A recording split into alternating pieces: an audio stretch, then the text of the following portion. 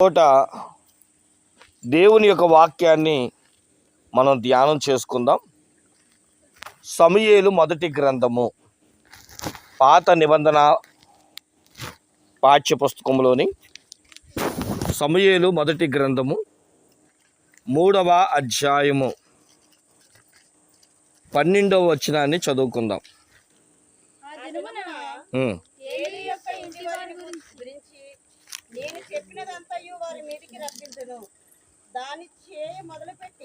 దాని చేయ మొదలుపెట్టి దానిని ముగింతును. చాలండి. చదవబడిన వాక్యాన్ని మనం పరిశీలించిన వారమైతే సమూయేలు రాసిన మొదటి గ్రంథంలోని 3వ అధ్యాయాన్ని మనం చదువుకుంటున్నాం. ఏం జరిగింది అని అంటే, ఏలీ అనే ఒక దైవజనుడు ఆ ప్రాంతంలో షెకేములో ఉన్నట్లుగా మనం చూస్తున్నాం. ఆయనకి ఇంచుమించు 90 ఏళ్ల వృద్ధుడు. వృద్ధాప్యములో ఉన్న ఆ దైవజనుడు షెకేములో ఉన్నప్పుడు ఆ మందిర పరిస్థితి ఏమీ బాగోలేదు. ఆయనకు 2 కొడుకులు పుట్టారు, ఒప్ని, ఫినెహాస్ అని. వారిద్దరి పరిస్థితి కూడా ఏమాత్రము బాగోలేదు. దేవుడు ఎన్నోసార్లు వాళ్ళని హెచ్చరించినా, తండ్రి సేవకుడైనా, తను ఉండేది దేవాలయంలో ఉన్నప్పటికీ వారు చేసిన క్రియలు హేయమైనవి, అసహ్యమైనవి. ఆ కాలంలోనే హన్నా అనే ఒక ఆమె ద్వారా, తాను మొక్కుకున్న మొక్కుబడి ద్వారా సమూయేలు అనే వ్యక్తి పుట్టడం, ఆ వ్యక్తిని పాలు విడవగానే దేవాలయానికి అప్పగిస్తానని మొక్కుకోవడం బట్టి సమూయేలు అనే వ్యక్తిని ఏలీ గారికి అప్పగిస్తుంది హన్నా. ఈ సమూయేలు ఏలీ అనే దైవజనుడి కింద పెరుగుతున్న రోజులవి. అయితే ఈ సమూయేలు అక్కడ పరిస్థితి ఎలా ఉన్నా, అక్కడ మనుషులు ఎలా ఉన్నా, తన భక్తిని, తన యథార్థతను, దేవుని దగ్గర ప్రతిరోజు ప్రార్థన చేసే అలవాటును బట్టిగా విడవలేదు. మన పరిస్థితులు ఎలా ఉన్నా, మనం ఏ జనం మధ్య ఉన్నా, నీ భక్తి నీదే. కానీ ఎవడో నక్క పులిని చూసి వాతలు పెట్టుకున్నట్లుగా వాళ్ళు అలా ఉన్నారు కదా, నేను ఇలా ఉన్నాను కదా అని మట్టిగా మనం ఎప్పుడు కూడా ఉండకూడదు. పరిస్థితులు బాగోపోయినా తన భక్తిని కాపాడుకుంటూ వస్తున్న సమూయేలుతో ఒకానొక దినమందు దేవుడు సమూయేలు అని పిలవడం స్వరాన్ని విన్నాడు. ఎప్పుడు తన గురువు గారైన ఏలియా పాస్టర్ గారు యొక్క స్వరాన్ని విన్న ఈ యొక్క సమూయేలు మొదటిసారి రావడం, అయ్యా వచ్చాను అని అన్నప్పుడు, నేను పిలవలేదే అని ఏలీ గారు అనుకుంటారు. రెండోసారి దైవస్వరం విన్న సమూయేలు అది దైవస్వరము అని తెలియక మళ్ళీ తన గురువు గారి దగ్గరికి, అయిన ఏలియా గారి దగ్గరికి వచ్చాను అన్నప్పుడు 2 సార్లు అతను వచ్చిన విధానాన్ని చూసిన ఏలీ అసలు ఏంటా, ఎవరు పిలిచారా, ఏమని పిలిచారా అని తెలుసుకొని, ఈసారి నిన్నెవరైనా పిలిస్తే నువ్వు లేచి కూర్చొని నీ దాసుడు ఆలకిస్తున్నాడు, సెలవిమ్ము, నేను వింటాను, నువ్వు మాట్లాడు అని చెప్పు అన్నప్పుడు, సరే గురువుగారు చెప్పినట్లుగా దేవుని స్వరం మరొక్కసారి సమూయేలు అని పిలిచినప్పుడు వెంటనే లేచి కూర్చొని నీ దాసుడు ఆలకిస్తున్నాడు, సెలవిమ్మన్నాడు. వెంటనే దేవుడు ఏమని సెలవిచ్చాడు అని అంటే 11వ వచనం 12వ వచనము ఇది దేవుని మాట. 11వ వచనంలో కూడా ఏముందో చూడండి. అంతటా యెహోవా ఇలాగూ సెలవిచ్చాను, ఇశ్రాయేలీయులలో నేను ఒక కార్యము చేయబోచున్నాను, దాని వినువారందరి చెవులు గింగురమనును. ఇప్పుడు 13వ వచనంలో 12వ వచనంలో ఆ దినమున ఏలియా యొక్క ఇంటి వారిని గూర్చి. చాలండి. యాక్చువల్గా 12వ వచనం కూడా మనం 11వ వచనం కూడా మనం గుర్తు చేసుకోవాలి. అదొక వాగ్దానం కాబట్టి దాని జోలికి నేను వెళ్లకుండా 12వ వచనాల్లో ఈరోజు మన మూలవాక్యంగా ఎందుకు చదువుకున్నామంటే, ఏలీ అనే దైవజనుడు ఇంటిలో దేవుడు ఒక కార్యాన్ని చేయబోతున్నాడు. ఈరోజు ఆ ఏలీ అనే ఇంటిని మనం రౌండప్ చేసి పక్కన పెట్టుకొని మన ఇంటి పేరు పెట్టుకోండి, లేదా నీ ఇంటి పేరు పెట్టుకోండి, నీ పేరు పెట్టుకోండి. యెహెజ్కేలు గారి ఇంటిలో దేవుడు ఒక కార్యాన్ని చేయబోతున్నాడు. చెప్పరే, మీ ఇంట్లో వద్దా దేవుడి కార్యం? మరి మీ పేరు చెప్పుకోరే, నా పేరు నేను చెప్పుకున్నాను. ఎందుకని? దేవుడు నాకు కార్యం చేయాలంట. ఇప్పుడు చెప్పండి, రాజకుమారి ఇంట్లో దేవుడు గొప్ప కార్యం చేయబోతున్నాడు. అంతేనా? ఒక్కడు ఇంట్లోనా? ఇంకెవరింట్లో వద్దా? ఇక మీ ఇష్టం అమ్మా. దేవుడు నా ఇంట్లో గొప్ప కార్యం చెయ్యి మొదలు పెట్టునుగాక. బా, అస్సలు మీకు కుదరట్లా. మీ ఇంటి పేరు మీరు చెప్పుకోండి అమ్మా, నా ఇంట్లో కూడా దేవుడు ఒక కార్యం మొదలు పెట్టాలని. అయ్యో, సరే గమనించండి. అది మంచిదా చెడ్డదా అన్నది ఆ వ్యక్తి యొక్క స్వాభావిక లక్షణాన్ని బట్టి, నడిచిన తీరుని బట్టి ఉంటుంది. ముందే చెప్తున్నాను, దైవజనులు కూడా ఒక మాట రాశారు, అదే ఒక పాట. అదేంటంటే, ఆశీర్వదించుట నా శక్తి ఇష్టము, అది నిలుపుకోవడం పొందుకోవడం నీ శక్తి ఇష్టం. ఎవరికి వారే ఏడు దైవ కార్యక్రమానికి వచ్చేసి దేవుడిని నేను దీవించేస్తాడు అని వెళ్ళిపోతే అది నిలవదంట.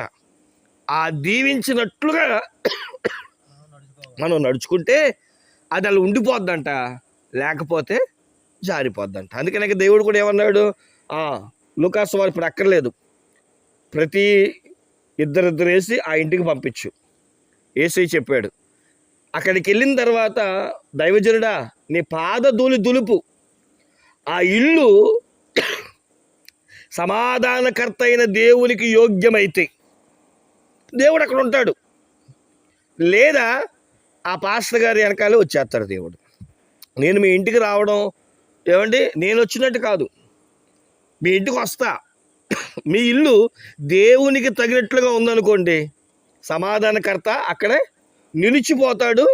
ఆయన ద్వారా సేవకుడు రావడం వల్ల దేవుడు కొన్ని కార్యాలు మీ నడవడికను బట్టి జరుగుతాయి. అలా కాని పక్షంలో దేవుడు ఆ దైవజనులతో పాటు ఏమైపోతాడంట, అదే పాదధూళి రేపు దేవుని దగ్గరికి వెళ్ళి నన్ను ఎందుకు దీవించలేదంటే సాక్ష్యం చెప్పిద్దంట. గమనించండి, ఇక్కడ బైబిల్ చెప్తున్న మాట ఏంటంటే, అది మంచిదా చెడ్డదా అన్నది పక్కన పెట్టండి, కానీ ఈ మాట నాకు చాలా బాగా నచ్చింది.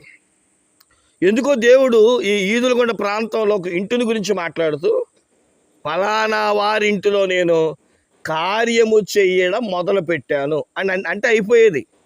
మొదలుపెట్టిన కార్యాన్నంట నేను ముగించబోతున్నాను అని కూడా అన్నాడు. అంటే స్టార్టింగ్ కనబడుతుంది, ముగింపు కనబడుతుంది. కొన్నిసార్లు మనం వ్యాపారం స్టార్ట్ చేస్తాం, అబ్బే ఈ వ్యాపారం నాకు జరగట్లేదని చెప్పి మధ్యలోనో ఓ నెల 2 నెలలకో ఎత్తేస్తూ ఉంటారు, ఓ సంవత్సరం తర్వాత అయినా ఎత్తేస్తారు. దేవుని దీవెనేంటో తెలుసా? హెబ్రీ పత్రికలో 12వ అధ్యాయంలో ఉంటుంది, విశ్వాసములకు కర్తయు దానిని కొనసాగించేవాడు. దేవుడు ఉంటేనంటే ఏముంటుంది? కొనసాగింపు ఉంటుంది. దేవుడు లేకపోతే ఏముంటుందంట, ఇక అక్కడికి ఆపేసి ఏమండి 2 చేతులు పైకి ఎత్తేసి నా వల్ల కాదు బాబోయ్ ఈ వ్యాపారం, ఈ పనులు, ఈ కుటుంబము అంటూ చేతులు ఎత్తేస్తామంట. సరే, ఇప్పుడు ఈరోజు దేవుని వాక్యం ఏం సెలవిస్తుందంటే, నేను స్టార్ట్ చేస్తాను, నేనే దాన్ని ముగిస్తాను. ప్రసంగి గ్రంథం 7వ అధ్యాయంలో కూడా ఉంటుంది కదా, మనం చదువుకుంటే ప్రసంగి గ్రంథం 7వ అధ్యాయంలో కార్య ఆరంభము కంటే కార్యాంతము మేలు. 8వ వచనం అనుకుంటా, కార్య ఆరంభము కంటే కార్యాంతము మేలు. చాలా మంది ప్రారంభిస్తాం, ముగించాం. చూడండి ఒకసారి లూకాసు వార్త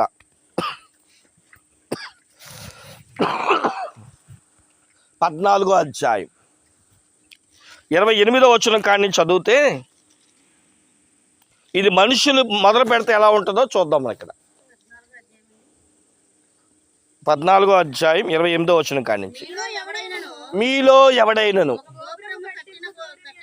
ఒక గోపురమును కట్టింపగోరిన ఎడల దానిని కొనసాగించుటకు కావలసినది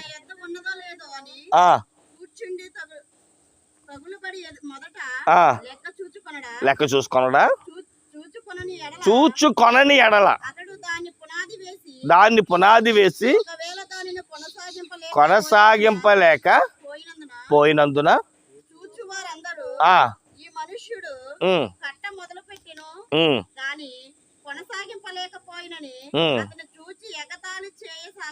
మనిషి మొదలు పెడితే దాన్ని లెక్క సరిగ్గా చూసుకోకుండా మొదలు పెట్టేసి అపహాస్యాన్ని పొందుతాడు. కానీ ఈరోజు దేవుడు మాట ఇస్తున్నాడు, ఇది ఒక మాటగా తీసుకోండి. ఈదులగుంటలో ఉన్న ప్రతి ఒక్కరికి దేవుడు మాట్లాడుతున్నాడు. ఎందుకో పరిశుద్ధాత్మ దేవుడి మాటలు తన నోట తెలియజేస్తున్న మాట ఏంటో తెలుసా? నేను మీ మధ్యన ఒక ఇంటిలో కార్యం మొదలు పెడుతున్నాను, నేను మొదలుపెట్టిన కార్యాన్ని నేను ముగిస్తాను అంటున్నాడు. దేవునికి స్తోత్రం చెప్పండి. 2 చేతుల పైకైతే దేవునికి స్తోత్రం చెప్పండి.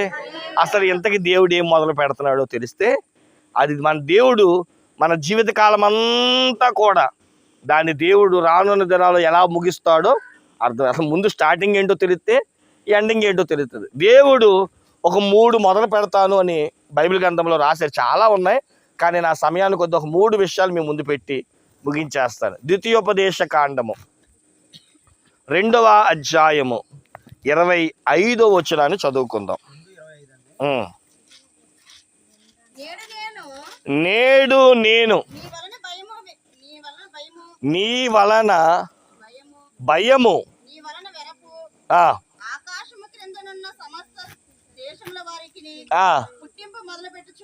ఓకే, చూడండి ఈ మాటలు అనుకోండి. నేను నీ వలన శత్రువులకు భయపడము అనే దానిని నీ ద్వారా మొదలు పెట్టబోతున్నాను. దేవునికి స్తోత్రం చెప్పండి. ఈ మాట ఎక్కడైనా గుర్తొస్తుందా? మన రత్నకుమారి గారి యొక్క సహోదరి పేరేంటంటే మంగ ఇతర దేశం వెళ్ళేటప్పుడు దేవుడి వాగ్దానం ఇచ్చాడు. మీకు ఎంతమంది గుర్తుందో నాకు తెలియదు, కానీ ఈ రోజు నుంచి నీ శత్రువులు నిన్ను బట్టి భయపడతారు అని చెబుతూ, దేనికి భయపడతారమ్మా అంటే నువ్వు దేవుడిని సేవిస్తున్న దేవుడిని చూసి, దేవుడిని పట్ల చేయబోతున్న కార్యాన్ని చూచి, నువ్వు దేవుడిని స్తుతించిన విధానాన్ని చూచి, చెప్పిన కృతజ్ఞతను బట్టి జనులు నిన్ను బట్టి భయపడబోతున్నారు అని వాగ్దానమును ఆ రోజు చెప్పడం జరిగింది. మీకేమైనా గుర్తుందా అసలు? అబ్బే, సరే. ఈరోజు మొదటిగా దేవుడు ఏం మొదలు పెడుతున్నాడు అని అంటే, నీ శత్రువులు అంటే నిన్ను చూచి, రే వీడి దగ్గర దేవుడు ఉన్నాడురా, వీళ్ళ జోలికి మనం వెళ్ళకూడదురా, వెళ్తే యుద్ధం చేసేది వీడు కాదు, వీళ్ళు దేవుడే వీడి పక్షంలో యుద్ధం చేస్తాడనే భయం నిన్ను బట్టి నీ శత్రువులకు వచ్చునుగాక. బైబిల్ గ్రంథంలో ఇలాగ మనం చెప్పుకుంటూ పోతే నిర్గమాకాండం 15వ అధ్యాయం 14వ వచనంలో ఏమండి, ఇశ్రాయేలీల ప్రజలను తరిమి చంపేద్దాం అనుకుంటున్న ఐగుప్తి ప్రజలకు ఇదే అనుభవం కలిగింది. ఏంటి అనుభవం?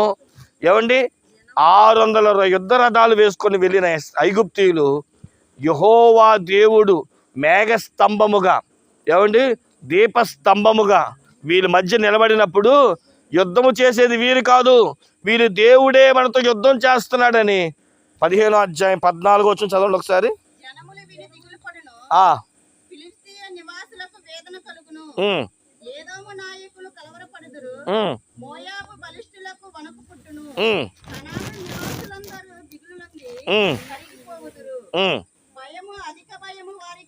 భయము అధిక భయం. పైన ఉన్న వాళ్ళందరూ శత్రు రాజులు, వాళ్ళందరిని ముందు పెట్టేమని తెలుసా? ఇక నుంచి ఐగుప్తీలే కాదు, ఇదిగో నేను చెప్పిన లిస్ట్ అంతటి కూడా భయము, అధిక భయము వారికి పుట్టును అంటున్నాడు. దేవునికి మహిమ కలుగును గాక. ఒకసారంట వేగు చూద్దామని వెళ్ళారంట 2 దాసులు. ఆ ఊరి పేరు యెరికో. దేవుడు యెరికోని నేను నాశనం చేయబోతున్నాను అని చెప్పినప్పుడు ఆ యెరికో పట్టణం ఎలా ఉంటుందా అని 2 దాసులు వెళ్ళి వెతికినప్పుడు ఈ విషయం ఎలా తెలిసిందో రాజుగారికి తెలిసింది, యెరికో రాజుకి. ఆ 2 ఎక్కడున్నారో పట్టుకోండి అన్నప్పుడు రాహాబు అనే ఒక వేశ్య ఇంట్లో మీరు దాక్కుంటారు. రాహాబు కూడా జనపనార కట్టంలో వాళ్ళని దాచిద్ది. ఆ సైనికులు రావడం మొత్తం వెతుక్కొని వెళ్ళిపోయిన తర్వాత ఆ 2 దిగి అడుగుతారు, అమ్మా మమ్మల్ని ఎందుకు ఇంతగా కాపాడుతున్నావు అంటే ఆమె చెప్పిన ఒక మాట యెహోషువ గ్రంథం 2వ అధ్యాయం 9వ వచనం. యెహోషువ గ్రంథము 2వ అధ్యాయము 9వ వచనం.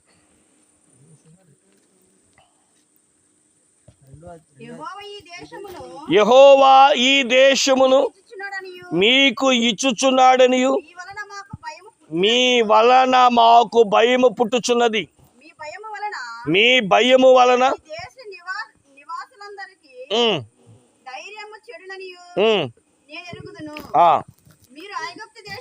మీరు ఐగుప్తి దేశములో నుండి వచ్చినప్పుడు ఓకే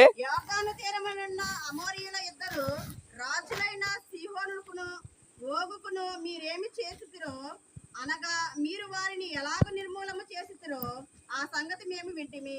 చూడండి, ఇక్కడ రాహాబు చెప్తున్న మాట, ఒక అన్యురాలు చెప్తున్న మాట ఏంటి తెలుసా? అబ్బాయి, నేను ఎందుకు మిమ్మల్ని కాపాడని తెలుసా? మీ దేవుడు గొప్పోడు, ఆయన ప్రజలు మీరు, మిమ్మల్ని ముట్టుకుంటే ఆయన ముట్టుకున్నట్లే.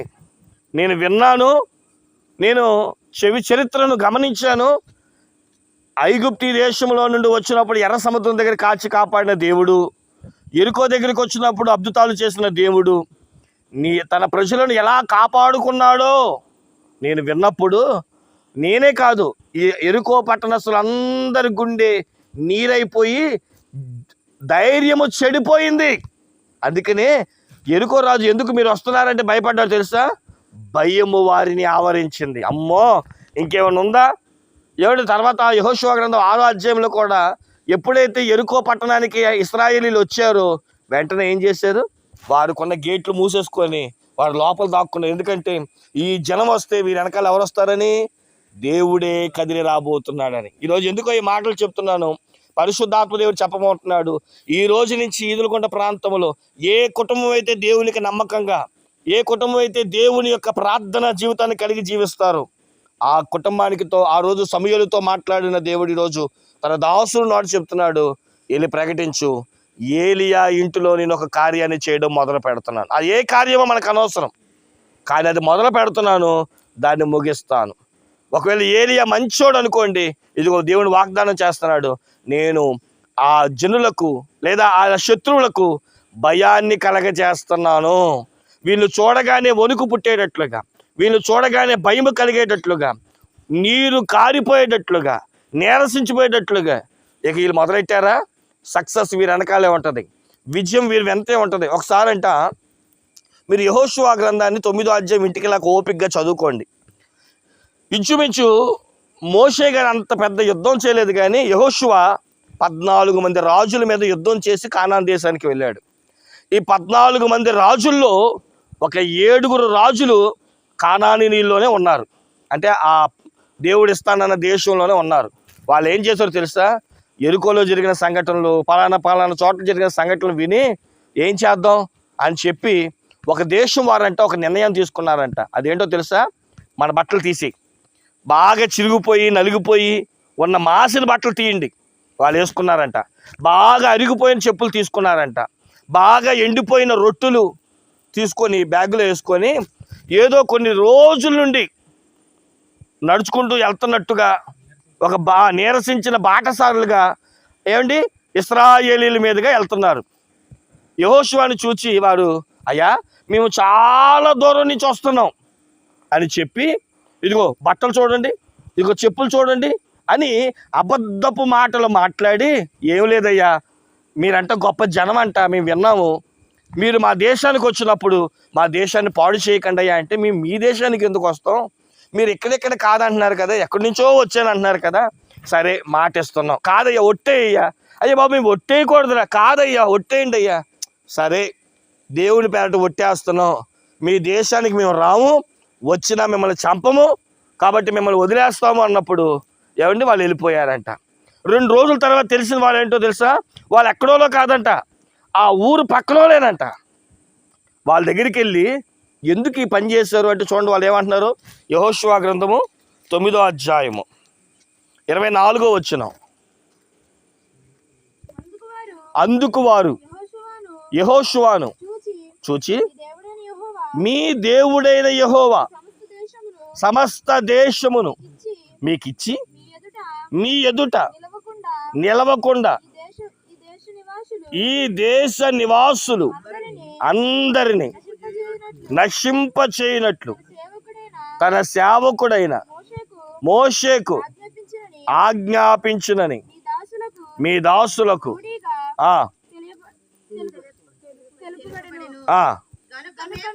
గనుక మేము ఏమైందంట? ప్రాణ విషయములో మేము భయపడి ఈ పని చేసేమే. ఎందుకో ఈ మాట పరిశుద్ధాత్మదేవుడు చెప్తున్నాడు. ఈ రోజు నుంచి నీ శత్రువులంట నువ్వు చేసే ప్రతి పనికి, పెట్టే వ్యాపారానికి, తలపెట్టే ప్రతి కార్యానికి నిన్ను చూసిన వాళ్ళందరూ భయపడుదురు గాక, నిన్ను చూసి భయపడేటట్లుగా దేవుడిని అభివృద్ధి ఉంచును గాక. నీ వ్యాపారాన్ని ఉంచును గాక, నీ ప్రయాణాన్ని ఉంచును గాక, నేను అంతగా ఆశీర్వదించును గాక. వాగ్దానం బాగుందా? మనం ఉండాలి అంటే సమూయేలు లాగా ప్రార్థన పరులుగా ఉన్నప్పుడు దేవుడు నీతోనే స్వయంగా మాట్లాడతాడు. ఆయన నీ జీవితంలోనే ఇలాంటి కార్యాలను జరిగిస్తూ ఉంటాడు.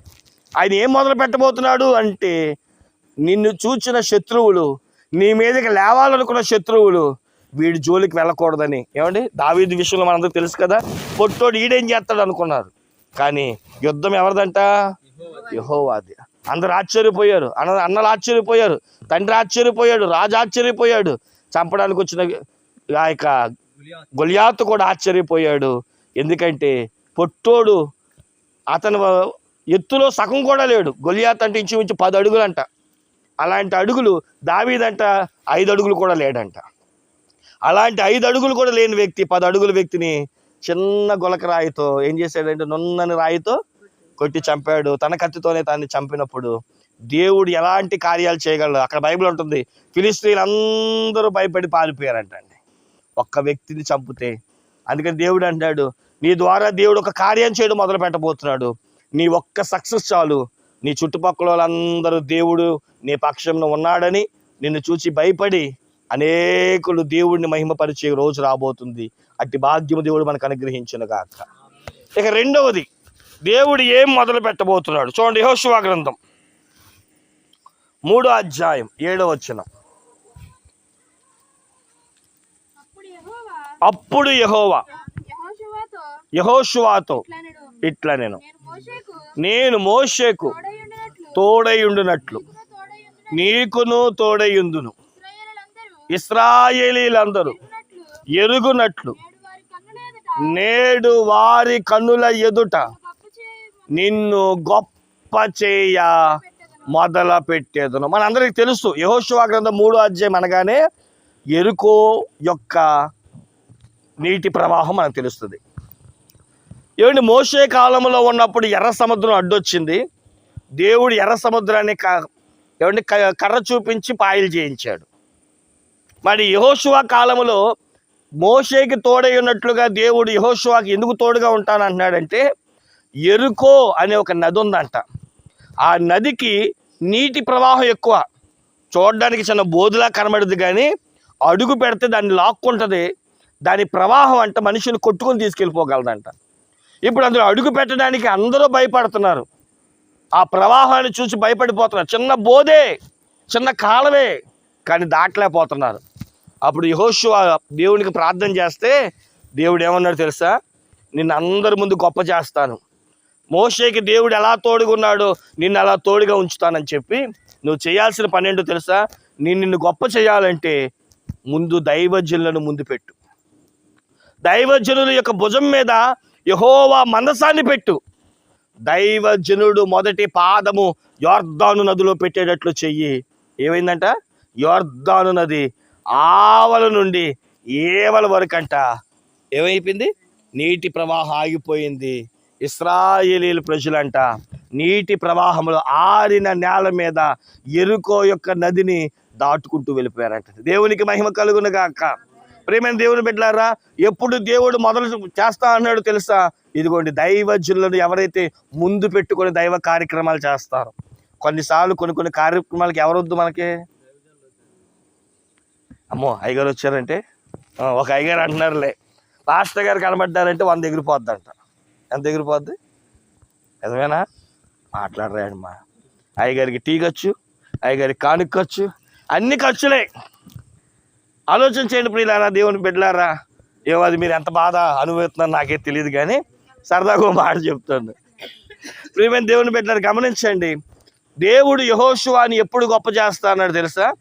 ఇదిగో, రేపు నేను అందరి ముందు గొప్ప చేయాలంటే బలిపీఠమును అలాగా లేదా మందసాన్ని మోసే దైవజనులు. చాలామంది పాస్టర్లు ఉంటారు, ముందే చెప్తున్నాను. చాలామంది పాస్టర్లు ఉంటారు, ఏ భారం లేని పాస్టర్లు. ఎవరు?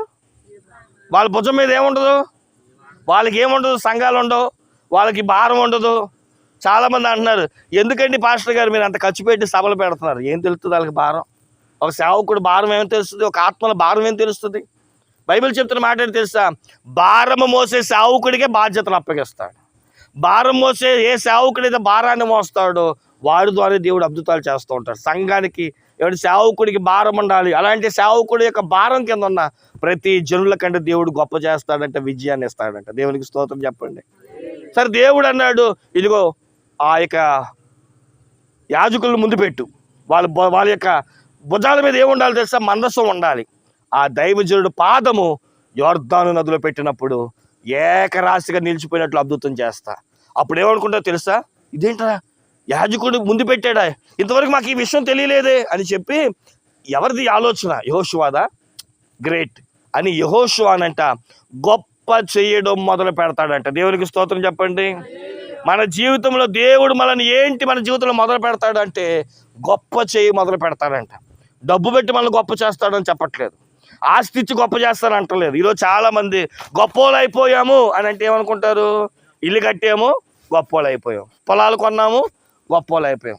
నిజంగా మాట చెప్తున్నానండి, నేను ఈరోజు చాలా వేదికలు ఎక్కుతాను, దిగుతాను, వెళ్తాను, వస్తాను కదా. చాలామంది అనుకుంటూ ఉంటారు, మేము కారు కొనేసాం, మా సేవలో గొప్పోళ్ళు అయిపోయాం, డాబా కట్టేసాం, గొప్పోళ్ళు అయిపోయాం. ఇది కాదండి గొప్పతనం. దేవుడు నా పక్షాన ఉన్నాడు, దేవుడు నాతోనే ఉన్నాడు. ఈరోజు ప్రియమైన దేవుని బిడ్డలారా, ఒక సేవకుడికి దేవుడు తన పక్షాన ఉంటే ఎంత గొప్ప మేలో, ఒక సంఘానికి సేవకుడు అంత దగ్గరగా ఉంటే అంత మేలు. దేవునికి స్తోత్రం చెప్పండి. ఈరోజు కొంతమంది ఉంటారు, ఏమనుకోవద్దు, ఇలా మాటలు కొంచెం నా మాటలు కఠినంగా ఉంటాయి, గమనించండి ప్రియమైన దేవుని బిడ్డలారా. ఈరోజు కొన్ని సంఘాల్లో కొంతమందికి అసలు పాస్టర్ గారితో కూడా ఏముండదంటే అనుబంధం, ఎప్పుడు వచ్చామో ఎప్పుడు వెళ్ళిపోతున్నామో అన్నట్టు ఉంటారు. ఎవరి సేవకుడి దగ్గరికి వెళ్ళి వారి కుటుంబ సమస్యలు చెప్పుకుందాం, వారి బాధలు చెప్పుకుందాం, సేవకుడితో మమేక్యం ఉందాం, సేవకుడు నా గురించి ఇంకా కొంచెం ప్రార్థన చేస్తాడు, సేవకులకి నా బాధలు చెప్పుకుందాం అంటూ ఒక రిలేషన్ సేవకుడితో.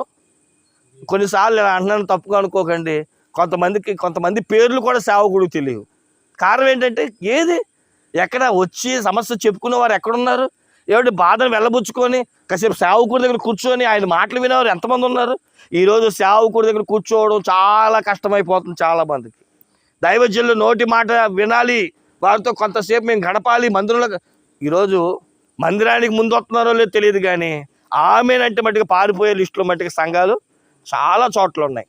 సేవకుడితో మనం ఒక బంధాన్ని ఏర్పాటు చేసుకోవాలి, సేవకుడితో ఒక స్నేహాన్ని ఏర్పాటు చేసుకోవాలి.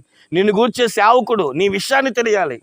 అందుకని ఒక మాట అంటూ ఉంటారంట, మరి అది ఎంతవరకు నిజమో నాకైతే తెలియదు, ముందే చెప్తున్నా, నేను ఇది రియల్గా చెప్పట్లా. డాక్టర్ గారి దగ్గర అంట ఏది దాయకూడదంట, దాస్తే ఏమైద్ది? తగ్గదు. ఎందుకని?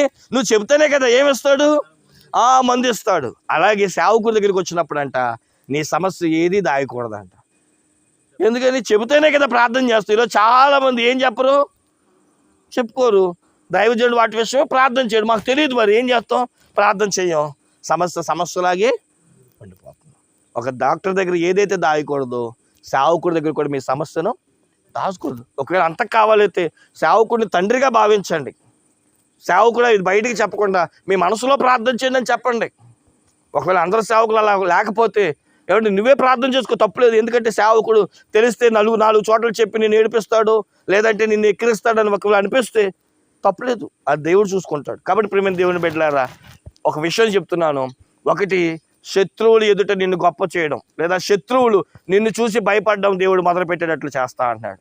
రెండవది, నిన్ను అనేకుల ఎదుట, నీ కుటుంబ సభ్యుల ఎదుట, నీ జనము ఎదుట, నిన్ను చూస్తున్న ప్రజల ఎదుట, నువ్వు ప్రేమించిన సేవకుని బట్టి, పాదం ఒప్పించిన అనుభవాన్ని బట్టి నేను నిన్ను గొప్ప చేయడము మొదలు పెట్టుచున్నాను. దేవునికి స్తోత్రం చెప్పండి.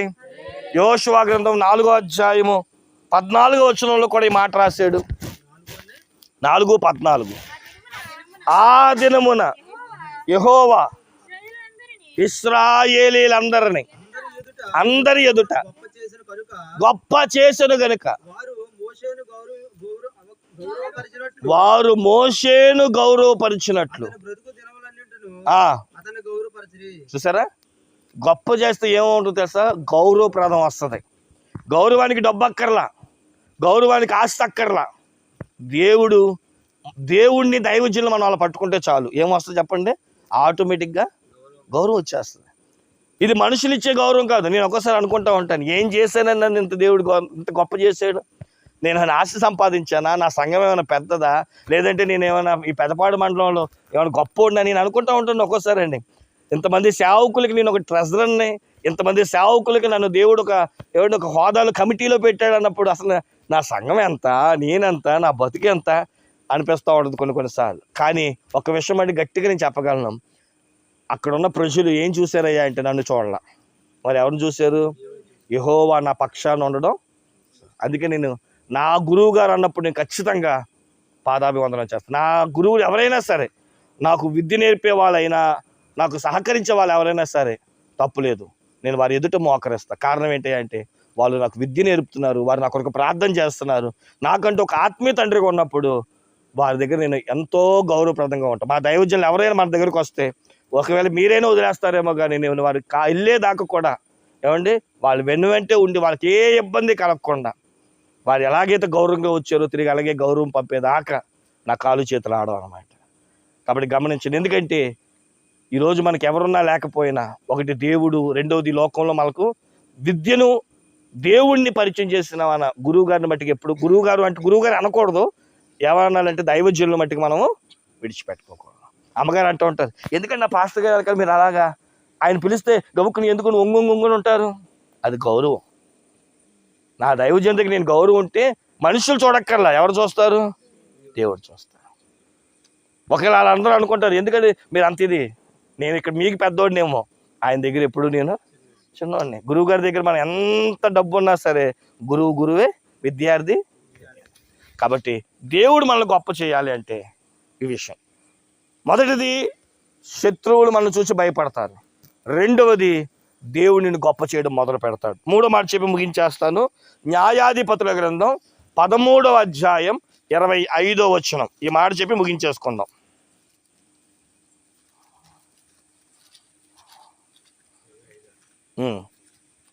సంసోను గురించి పరిశుద్ధాత్మ దేవుడు మాట్లాడుతున్న మాటలు. మరియు యెహోవా ఆత్మ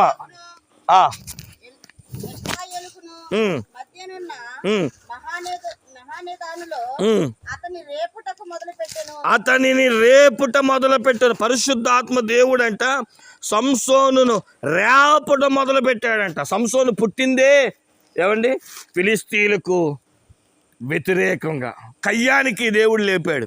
ఇప్పుడు ఫిలిస్తీన్లు చూడగానే ఏమండి పరిశుద్ధాత్మ దేవుడు అంట న్యాయాధిపతిగా పిలువబడుతున్న సంసోను ఏం చేయడం మొదలెట్టాడంట? రేపడం మొదలు పెట్టాడంట. యెషయా గ్రంథంలో ఉంటుంది, తూర్పు దిక్కులో నుండి ఒక ఆయన్ని మొదలు పెట్టాను, వాడిని నేను ప్రార్థన చేయడానికి రేపుచున్నాను. దేనికి లేపుతాడంట దేవుడు? కొంతమందిని ప్రార్థన చేయడానికి రేపుతాడంట. కొంతమంది అంటే పరిశుద్ధాత్మ ద్వారా ఏమండి ఆత్మకార్యాలు చేయడానికి రేపుతాడంట. ఉపద్య గ్రంథంలో మాట ఉంటుంది. ఉపద్య గ్రంథము 1వ అధ్యాయం 1వ వచనములో యుద్ధము చేయడానికి దేవుడు రేపుతాడంట. ఉపద్య గ్రంథము 1వ అధ్యాయం 1వ వచనం.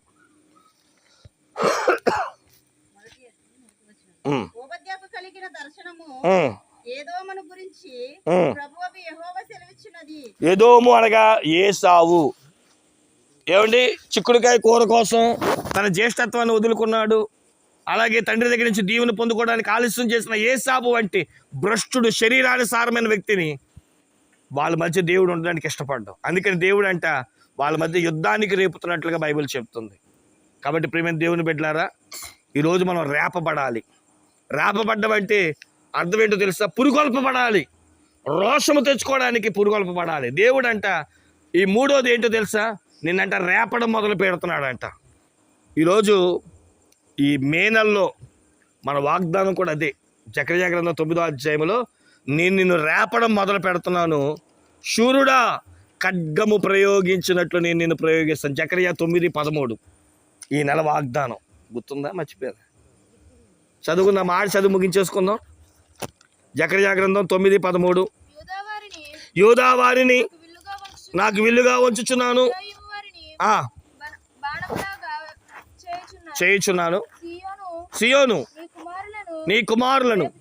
ఏంటంట? సియోను అనగా సంఘం. సంఘమా, నిన్నే కాదు నీ కుటుంబాన్ని ఆత్మతో రేపుతున్నాను, శక్తితో రేపుతున్నాను, ప్రార్థనకి రేపుతున్నాను. దేనికి? శూరుడు యుద్ధము లేదా ఖడ్గము ప్రయోగించినట్లు నేను నిన్ను ప్రయోగిస్తాను. ఇది నీ నెల వాగ్దానం. ఖడ్గము ప్రయోగించినట్లు నేను నిన్ను ప్రయోగిస్తాను. సరే, కాబట్టి ప్రియమైన దేవుని బిడ్డలారా, మూడు విషయాలు మీ ముందు పెడుతున్నాను. దేవుడు ఏం మొదలు పెట్టబోతున్నాడు అని మనం చూస్తే, ఒకటి, నిన్ను చూసిన శత్రువులు నిన్ను చూసి నీ కార్యాలు చూసి భయపడడం మొదలు పెడుతున్నాడు. రెండవది, అనేకులు ఎదుట నిన్ను గొప్ప చేయడం మొదలు పెడుతున్నాడు. మూడవది, శరీరానుసారంగా నేను ఉండను అని ఏసాపుని నీ జీవితంలో తీసివేసుకుంటే, యాకోబు వలె జ్యేష్ఠత్వాన్ని పొందుకోవడానికి, యాకోబు వలె తండ్రి దగ్గరికి వెళ్ళి దీవెనలు పొందుకోవడానికి, యాకోబు వలె తల్లిదండ్రులు చెప్పిన మాట చేయడానికి ఇష్టపడిన వ్యక్తిగా నువ్వు ఉంటే, ఏసావును దేవుడు ద్వేషించి యాకోబును ప్రేమించని చెప్పినట్లుగా, యాకోబును రేపుతున్నట్లుగా ఏసావును సంహరించడానికి, యుద్ధము చేయడానికి దేవుడు మనందరినీ రేపును గాక. నీలో ఉండకూడదు శరీర స్వభావం, ఈ లోకపు అలవాట్లు, ఈ లోకపు కోపాలు మనం ఎప్పుడైతే వదులుకుంటామో దేవుని ఆత్మ నీలోకి వస్తుంది. మళ్ళీ చెప్తున్నాను, దేవుని ఆత్మ ఎంతమంది అయితే రేపుతుందో గొప్ప కార్యాలు చూస్తారు, గొప్ప ఉపయోగాలు చూస్తారు. దాన్ని మనం చదువుకున్నాం, మే నెలలో వాగ్దానం కూడా చెప్పాను. సూర్యుడిని ఉపయోగించినట్లుగా దేవుడు నిన్ను ఈ సంవత్సరము, ఈ నెల మొదలుకొని దేవుడు నిన్ను ఉపయోగించి ఒక బలమైన కార్యములు నీ ద్వారా జరిగించుకును గాక. మన వాగ్దానం ఏంటి, లేదా ఈరోజు మాట ఏంటి? ఏదైతే మొదలు పెడతానో దాన్ని పూర్తి చేస్తాను, మొదలుపెట్టి నేను ఆపను, అది పూర్తయ్యేటట్లు చేస్తాను. అలా చేయడానికి నీ కొరకు నా కొరకు కలవరసుల్లో ప్రాణం పెట్టి మరణించిన యేసయ్య ఈరోజు నేను మూడు విషయాలు చెప్తున్నాడు. ప్రార్థన చెయ్యి, నీ ముందు నీ శత్రువులు భయపడతారు. దైవ సేవకులు ముందు పెట్టున్నాడు, దేవుడు నిన్ను గొప్ప చేయడం మొదలెడతాడు. మూడోది, శరీర స్వభావాలు, శరీరం మీద వచ్చే కోపాలు, ద్వేషాలు, పగలు, అసూయలు, కుట్రలు, కుతంత్రాలు పక్కన పెట్టే. ఇక ఎప్పుడు వాటి వైపు చూడమాక, నీలోనికి రానమ్మాక, అసహించుకో. ఎప్పుడు ఆత్మ సంబంధమైన వ్యక్తిగా ఉంటూ యాకోబు వలె రోషం తెచ్చుకొని నేను దేవుడి కార్యాలు చేయాలి, దేవుడు నా ద్వారా గొప్ప కార్యాలు చేయాలంటే శరీర స్వభావం నాలో ఉండకూడదు. ఆత్మ స్వభావాలు ఉంటే దేవుడు మనల్ని రేపుతాడు. అప్పుడు దేవుడి పక్షమున మన గొప్ప కార్యాలు చేయగలుగుతాం, చూడగలుగుతాం, దేవుడికి ఒక సాధనంగా ఉపయోగపడతాం. అటు కృపా ధన్యత దేవుడు మనందరికీ అనుగ్రహించును గాక. తలవంచని ప్రార్థన చేసుకుందాం.